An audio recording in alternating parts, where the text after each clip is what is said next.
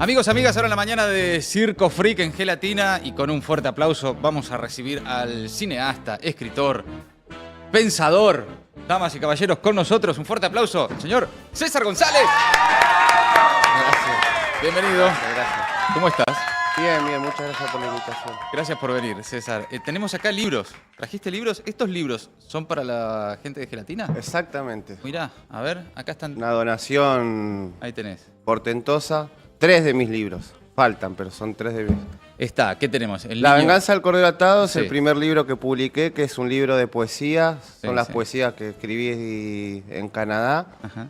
El fetichismo, la marginalidad, son un conjunto de ensayos y cuentos. Y el último, El niño resentido, que es mi autobiografía novelada. Lo están celebrando mucho, dicen librazo, capo César, grande César, recomendadísimo El niño resentido, dicen por acá, gente que ha leído, que ha visto tus películas, y que también tienen, viste que hay ante la falta de referencias políticas, Ujú. están cayendo las responsabilidades de representación Hmm. en los artistas, en los escritores, en los periodistas, en los streamers también, viste que ya los ubican como candidatos. ¿Qué ves que está pasando ahí? En buena hora. Mm. En buena hora porque creo que ojalá algún día a la política llegue gente con un poco más de trayectoria laboral y experiencia de vida, que sepan lo que es viajar en transporte público, que sepan lo que es trabajar muchas horas por día, que sepan lo que es la incertidumbre laboral. Mm. Por lo menos que la clase política esté con gente que sea más cercana en términos de experiencia al pueblo, ¿no? Creo que es muy necesario eso. Porque hoy estamos en un nivel de debacle que la política no es ni demagógica, ¿no? Como supo ser en un tiempo que uno decía, bueno, qué demagógico es ese discurso, Sí. ¿no? Pintaban un mundo de colores o prometían cosas que uno sabía que iban a ser imposibles de realizar, así que creo que hay que hablar entonces que no es que hay un vacío de representación, sino que está habiendo un cambio en la forma de entender la representación, porque se habla mucho de eso, como que hay un vacío de representación y creo que no, que en realidad el fenómeno es otro, este que estabas planteando vos. Hay también una del campo popular, ¿no? Como una especie de desamparo, ¿no? De la sensación de desamparo de, bueno, que quién nos guía, ¿no? Esta cosa de esperar siempre a alguien que ordene, que mande, una jefatura, ¿viste? Una cosa de... Y que es un poco lo que aparece en discusión entre los dirigentes. Sin embargo, por abajo hay como... pasan otras cosas, ¿no? Hay ebullición. Por ahí no es parte de la agenda permanente de los medios, pero están pasando cosas, ¿no? Sí, siempre están pasando cosas, más en un país tan politizado y con una cultura política tan arraigada y tan parte de nuestra idiosincrasia.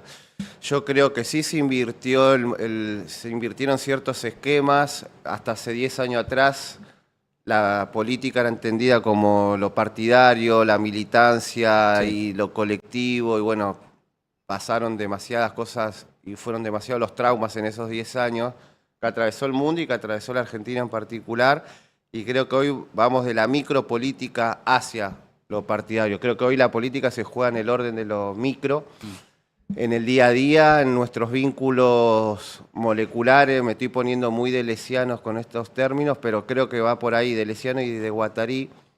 Tenemos que convencer o volver nosotros mismos a entusiasmarnos, ¿no? Con la política, y creo que eso se va a lograr hablando con nuestros vínculos más inmediatos. Antes era más fácil, antes íbamos a la agrupación a la que pertenecíamos. Claro.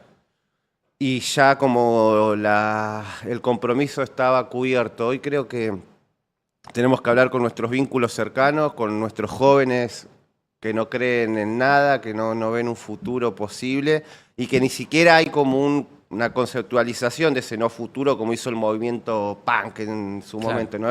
El no futuro casi era como una plataforma, un programa político. Era Hoy, una oportunidad. claro, hoy es un no futuro, era como más una metáfora eso. Hoy Claro. es real, ¿no? Entonces creo que se juega ahí, lo digo por mi propia experiencia, tengo que volver a decirle a los pibes de mi barrio, a los pibes que laburan 12 horas por día de Rappi o los que laburan 14 horas arriba de un Uber y están desencantados con la política o creyendo que este gobierno tiene algo para ofrecerle. No sé si convencerlos, pero dialogar y en el fondo Acercarse de sí. vuelta, ¿no? Volver a vincularse. Creo que un gran error es el que sigue cometiendo gran parte de, no sé cómo llamarlo, si progresismo, no sé qué, de echarle la culpa al pueblo que votó a este gobierno, echar culpa como si fueran culpables y orgullosamente, yo no soy del 56%, o burlarse, no sé, como lo que pasó en la zona sur, en la Patagonia, de que les volvieron a meter, ¿no?, en la boleta de luz la cifra que le sacaban por zona fría, y veía mucho comentario diciendo, bueno, jódanse por si votaron tal cosa, jódanse. Así no vamos a llegar a ningún lado. Tampoco creo en la concertación porque sí. No, tampoco creo en eso porque no. Pero es interesante eso porque sale mucho en cualquier conversación, en cualquier reclamo, bueno, pero ¿y a quién votó? Y nosotros tampoco, los que no votaron 56%, estábamos votando a Vladimir Lenin, ¿no? O sea, Claro. tampoco es como para estar tan orgullosos, ¿no? Claro, claro. Como si no, nos perdimos una revolución Claro. socialista, ¿no?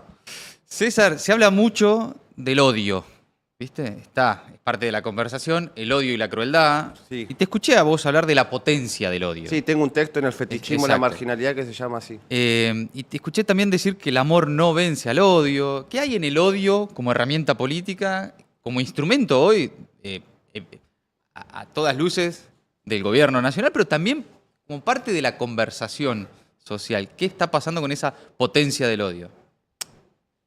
Ese es un texto que yo escribí en el 2018 cuando asume Bolsonaro en Brasil y que ya veía más o menos cómo era su discurso y ya había ganado Donald Trump en el 2016 su primera presidencia. Yo creo que es... Y en estos lemas en Argentina, el amor vence al odio, que es muy linda, es una linda frase. Suena lindo, sí. Sí, la patria es el otro también, es como un axioma muy interesante, ¿no? Nadie se salva solo es la que está ahora también Sí, a sí, raíz sí. del Eternauta. Por- Sí, claro. vi Claro. que están los afiches en la ciudad. Sí. Creo que la derecha supo ver que ahí había un capital y había una emoción concreta y que es innata. Todos odiamos, ¿no? Y yo lo que escribo en el texto es que el odio es una forma de amor. Y ahí digo, bueno, si vos odias la injusticia, estás amando la justicia, ¿no? Es tan simple como eso. Y creo que en este caso particular era el odio de las clases trabajadoras que ante tanto trabajo no tenían una compensación, no es proporcional al esfuerzo, ni el salario, ni nada. O sea, hoy, viste, está de moda el multiempleo, todas cosas que naturalizamos, que están mal, que están rompiendo el organismo humano, que están rompiendo la psiquis humana. Entonces la derecha supo ver muy bien ese odio, es decir, no va a dejar de existir. Y las clases populares tienen odio odio en el sentido de decir, no puede ser que no me alcance, no puede ser que la vida sea solamente trabajar para sobrevivir. En una época el capitalismo tenía una promesa, Claro. por lo menos. Era, trabajás, progresás, te sacás un crédito, te comprás vivienda, auto, ¿no? El Monopoly, ¿viste? Hoy no está ni siquiera ese modelo. Claro. Siempre fue como una proyección ideal, pero en un momento existió el estado de bienestar.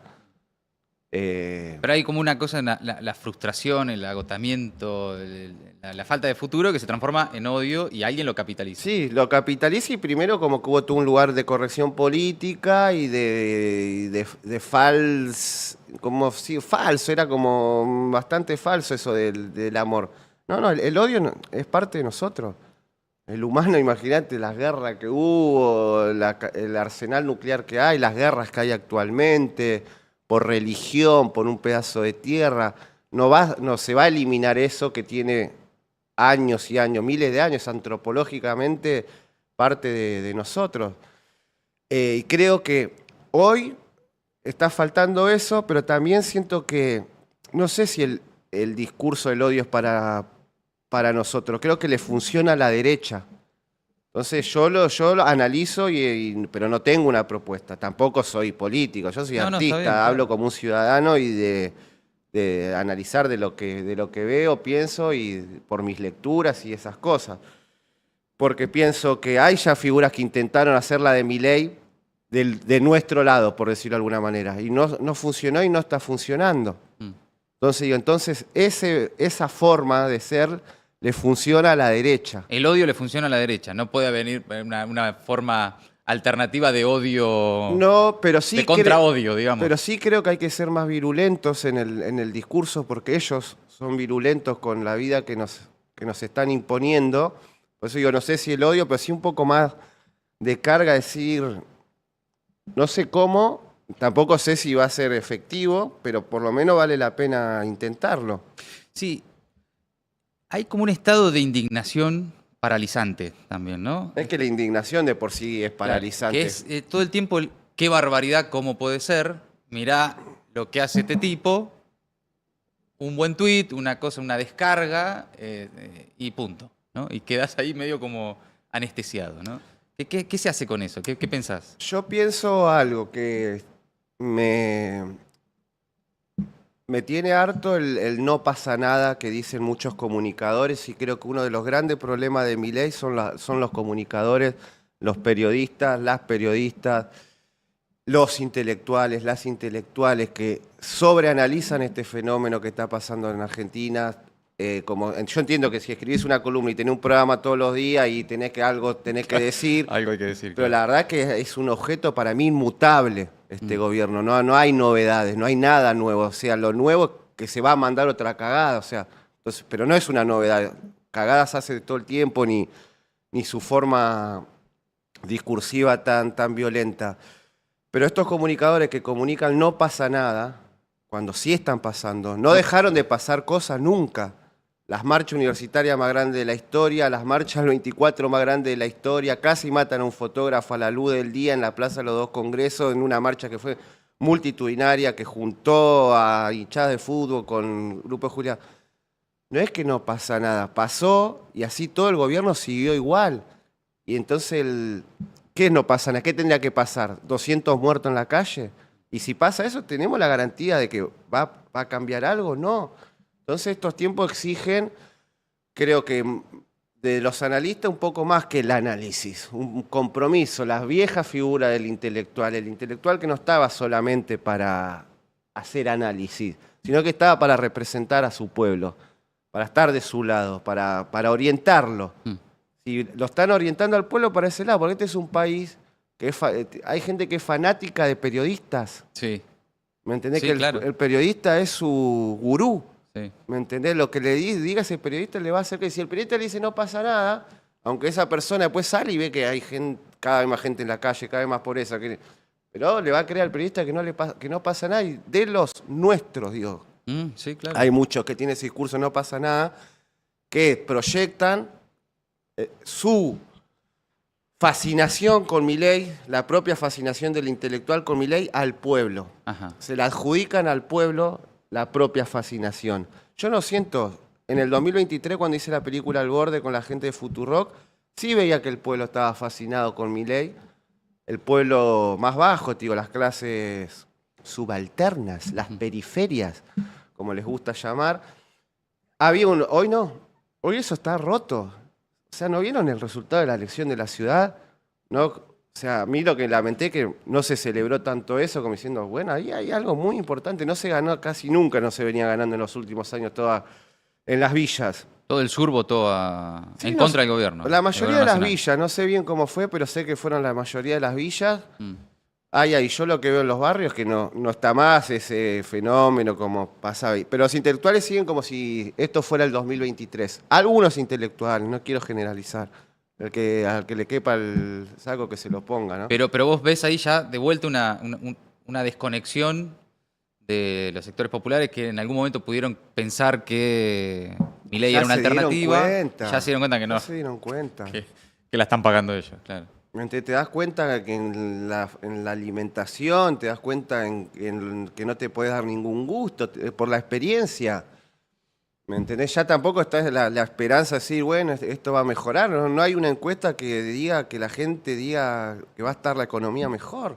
Hay un montón de señales que están pasando cosas Y yo digo, todo esto que ahora están analizando de Milei, no, ahora de vuelta es tácticamente genial este gobierno porque ganaron la ciudad de Buenos Aires, no sé qué, pero hasta hace 2 meses con Libra, el rey estaba desnudo, todo el mundo diciendo, bueno, ya sabíamos que era un payaso, nadie creyó que era un iluminado que ganaría, o sea, eso hasta el 14 de febrero. En diciembre del 2024 era una especie de arquitecto, Ingeniero del caos. sí, de la ciencia política, no sé, como una especie de Maquiavelo. En diciembre, en febrero pasó a ser de vuelta el payaso que todos conocimos de la tele, y ahora 2 meses después vuelve a ser más o menos un iluminado. O sea, no es serio. No es serio que analicen así las cosas. No es serio. O es una cosa o la otra. No puede cambiar tan rápido en 2 meses. Yo soy de lo que creen que esto es un objeto eh, así, que es lo que fue siempre eso. Entonces está sobreanalizado, hay una exageración en los análisis, porque bueno, sí, esto, tenés que vivir de hacer columnas y eso, y algo tenés que inventar. Claro, claro. Pero Son muchas horas de aire. no puedes decir todos los días, no tengo nada Claro. nuevo para decir porque Claro. esto es inmutable. ¿No? Claro. No, obvio. El gobierno tiene al mundo de la cultura como, en principio, como un enemigo declarado. Cualquier referente de la cultura Lo que que se son los traumas, ¿eh? ¿viste? Me interesa eso. Pero tuvimos Lali, Darín esta semana y las empanadas de repente. Por era el primera vez se tema. metió con un varón, ¿no? Además, Al eso es menos. importante. Pero cada referente de la cultura, de la música, del arte, del cine, de la literatura, que opina por fuera de los márgenes de la cadena de la felicidad permanente del gobierno, es fuertemente atacado. Hay algo con la cultura, con el mundo de la cultura, que lo obsesiona a Milei en su batalla cultural, como ellos denominan. ¿Qué pensás que pasa ahí? No, yo creo que claramente es un artista frustrado. Él mismo lo ha dicho. O sea, y encima tiene ese video haciendo a Leonardo Fabio, que vos decís, justo de Leonardo Fabio. No, los artistas frustrados nos han traído dolores de cabeza a la humanidad, ¿eh? Hitler, ¿me entendés? Hitler era un pintor frustrado. Ahora, los artistas frustrados no todos terminan haciendo mal. Parte frustrado a nivel éxito. En realidad, ¿qué es la frustración? ¿Qué es el fracaso en el arte? Muy, muy relativo. Además, Samuel Beckett decía que el fracaso fue fundamental en su vida y tiene un texto magistral sobre el fracaso. Porque no fue exitoso. Yo pienso que tiene que ver con una visión completamente mercantilista de la vida, pero que saben que es coyuntural, que no puede ser eterno. ¿Cuánto puede durar una vida donde vas y venís del mercado? ¿Me entendés? Hasta el trader más trader va a disfrutar una obra de teatro, se pone una canción en la casa. Claro. ¿Cómo no sabemos vivir sin arte? No podemos vivir solamente pensando en trabajo, plata, trabajo, plata. Vamos al modelo de vida que ofrecen. Se cae, o sea, no existe, no está pasando ahora. Yo creo que para ello es muy importante atacar a los artistas por la masa de gente que viven, porque es astucia que tampoco es propia, es una astucia importada. Volviendo a los analistas y a los intelectuales, hay gente que recién ahora se enteró que atrás de Milei estaba Steve Bannon. Y Steve Bannon, es decir, ese es realmente un intelectual de la derecha, que lo llevó a Trump en el 2016 cuando todo el mundo se reía. Ahora fue más fácil. Steve Bannon son un montón de corporaciones, de think tanks. Sí, claro. O sea, es bastante. Es un laburo, un tejido. Que mueven un volumen de dinero. Son las fuerzas que hoy en día van irrumpiendo en los países como hacían antes con el ejército, o con los ejércitos de cada país, o inclusive con el mismo ejército de Estados Unidos. Hoy lo hacen de otra manera. Y ya uno escuchándolo a Bannon, ya viste, ellos siempre subieron al ring a los artistas y porque saben que eso genera inmediata repercusión. La batalla entre políticos, viste, te aburre. Claro. Viste, te aburre. Entonces ahí una discusión con Darín hace que sea parte de una conversación de gente que por ahí no Pero habla ahí de política. Ahí, lo de Darín me sorprendió porque yo pensé que era el más como intocable en el sentido de que, viste, ahora empezó a decir un poquito de cosas, Sí, sí, Ricardo, siempre claro. se cuidó, viste. Sí. Podríamos decir que fue siempre neutral, ni siquiera tiró para un lado o para el otro. Bueno, se empezó a posicionar un poquito, porque bueno, es muy serio todo lo que está pasando y con qué poco, pero a la vez decir que en 5 años, o sea, en 10 años, en 20 años, Darín o Lali o cualquier figura van a dejar de ser importantes para nuestra cultura y van a ser más importantes, no, Adorni y Marra. Mm. De verdad, ¿quién se lo puede creer eso?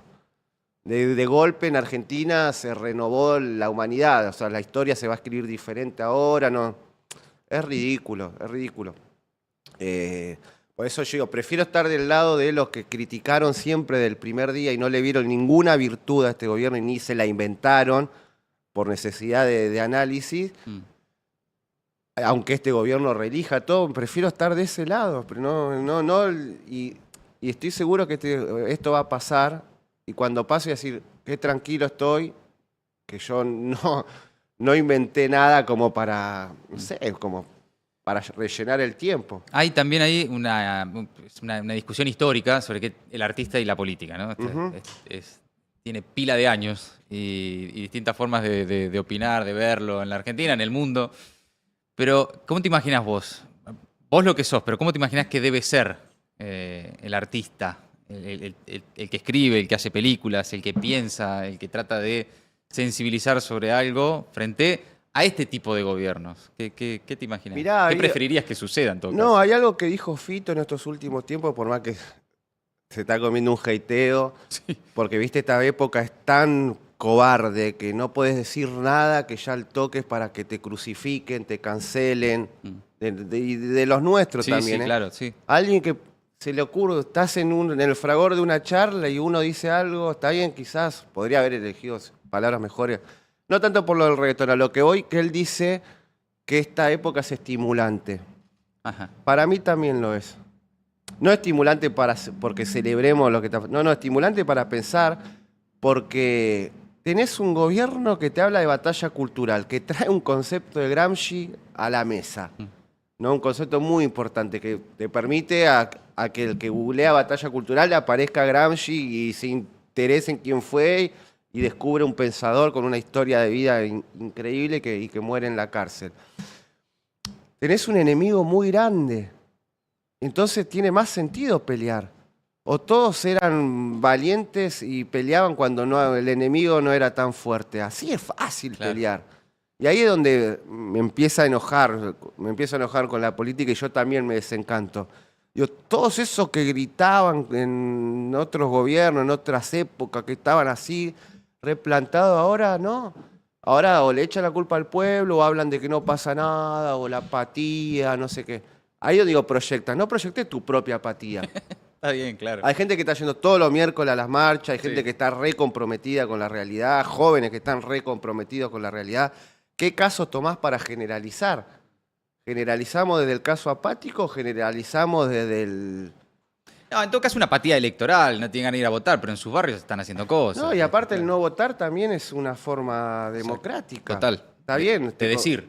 Sí, es obligatorio, pero no es que vas a la cárcel si no votás. Te comes Claro. una multa. Y en este caso puntual hay un mensaje muy importante en el no votar. No es que fueron en masa a decir, a confirmar a este gobierno. No, ¿viste? César, por último, que mencionabas ahí el hateo, muy también de época, ¿no? Está a tiro de cualquiera poder decir cualquier cosa, muchas veces cosas que jamás se dirían en la cara, ¿no? Pero que, pero que son parte de la dinámica con la que nos estamos relacionando entre nosotros, ¿no? ¿Qué ves ahí en esa convivencia digital? Yo estoy en Twitter desde el 2010, 2011, así que yo Sí. ya conocía cómo era esa lógica de cómo hay un montón de gente que te dice cosas y después te la pasás yendo a lugares públicos, masivos y nadie te dice nada. Claro. No, la verdad, por lo menos personalmente, yo con la vida que tengo no me sale tenerle miedo a esas cosas. Claro. ¿No? Por más que me lo proponga, ¿viste? Me acuerdo que pedí dos de los 6 corchazos que me dieron o 2 días de los miles que pasé en Cana y me calmo yo. Hay gente Por que, un hate en Twitter. claro, que hay gente muy vulnerable, Claro, viste, claro. que sí. Más hay frágil, gente muy frágil, que les acercás el alfiler y ya se desmayó. Pero la verdad que creo que es pura abstracción, es más abstracción que algo concreto. No descarto que hay loquitos sueltos y nos olvidamos que hace no tanto hubo un intento de atentado a Cristina, ¿no? Por uno de esos loquitos Sí. que hateaban en internet. Pero después nos dimos cuenta que no era un loquito que hateaba en internet, sino que había un montón de Claro. estructuras atrás. Claro. Yo Pero creo que es no un aturdimiento de redes que si te abstraes un poco... se olvida. Se Yo olvida. te digo porque me he comido hateos por decir cosas y que me digan chorro, villero, a los que son como hay que matarlos a todos, negro de esto, negro de lo otro. Si yo fuera un vulnerable, me voy a cerrar mis redes, no soporto. A los 3 días no decían más nada. Claro. ¿Me entendés? Se te vino a la mente gente. Sí, claro. Ok. Vi personas. Sí, en sí, esa- sí, yo también. Un ejército. Gente, acá los libros de César González son para ustedes, son para los socios de Gelatina. Exacto. En breve vamos a hacer el gelatón, vamos a hacer un regalo generalizado. Pásamelo, a ver, acá los tienen todos, miren, acá los voy a mostrar. 3 de los libros que deja César para ustedes. ¿Cómo dirigen las cámaras? ¿Inalámbricamente? Ahí está Marquito Arauz. Mirá, Ahí, el qué tipo. nivel, ¿eh? Ahí tienen El Niño Resentido, La Venganza del Cordero Atado y este también, El Fetichismo de la Marginalidad, que se consiguen, los encuentran en las librerías. Pero estos son para ustedes, para los socios de Gelatina, para los que se asocian acá en el QR que está en pantalla, en gelatina.com.ar. Van los libros de César. La gente sabe que no hay operadores de cámara, o sea, me da como miedo esto. Como el operador llegó hace rato. Claro, es Marco, que él maneja las cámaras. Perno maneja el sonido y está toda la gente ahí, producción, Teo, Anto, Male, todo el equipo, cada uno haciendo lo suyo, pero el hombre de las cámaras es Pero él. que siga habiendo camarógrafos, por favor. Sí, claro. De carne Acá y ya hueso. vino el sindicato, ¿no? Está el Salsai, está todo en orden. Estamos todo fantástico con eso. Y yo por mi gremio de directores y de camarógrafos tengo que pensar en eso. ¿Vos viste quién pone el ojo? Decir, claro, está bien. Humano. El ojo humano. Amigos, acá, los libros de César para ustedes. Bueno, ya todos lo conocen, han visto sus películas. César González, gracias por haber venido a Circo Freak. Un gusto charlar Gracias, con lo vos. suelo ver, así que gracias por venir. Quería conocer el nuevo estudio. Está lindo, ¿no? Está bueno. Muy top, muy arriba. Ahí está, lo que pasa es que pega un poco el sol, lo único. Igual ¿no? la vista, Es bárbaro, sí. increíble. César, gracias por haber venido. Gracias por un gusto. invitar. Gracias. ¿Cómo le explico un